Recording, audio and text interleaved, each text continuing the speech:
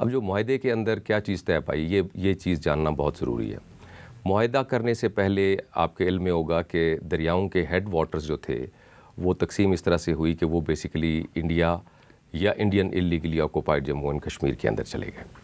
اور ان کا جو باقی کا ریور کورس تھا وہ سارے کا سارا انڈس بیسن کا، جس میں جو ہے وہ انڈس ریور اٹ سیلف اور اس کی جو ٹریبیوٹریز ہیں جس میں جہلم، چناب، راوی، بیاس اور ستلج ہیں، ان تمام ریورز کے کورسز پاکستان کے اندر بہتے ہیں، اور یہ سارے پھر ایونچولی جوائن کر جاتے ہیں اپنے اپنے پوائنٹس پہ،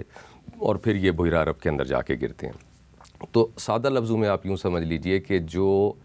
دریا کے اوپر منحصر رقبہ تھا یا زمین تھی، جس زمین کے اوپر اس دریا کے پانی کو وہ جو ہے وہ زیر مصرف لایا جانا تھا، وہ سب کی سب پاکستان کے اندر، اور جو دریاؤں کے جو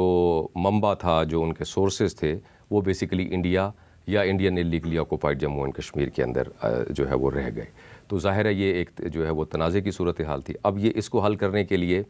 یہ بات کی گئی کہ جو 3 ایسٹرن ریورز ہیں، یعنی دریائے ستلج، دریائے بیاس اور دریائے راوی، تو یہ اس کے اوپر پارٹیز آپس میں ایگری کریں،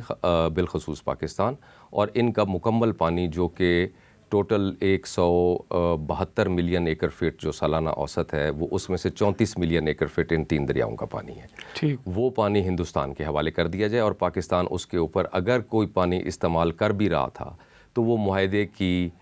سکسیسفل کنکلوژن کے لیے اپنے رائٹ کو فورگو کرے، سرنڈر کر دے ان فیور آف انڈیا،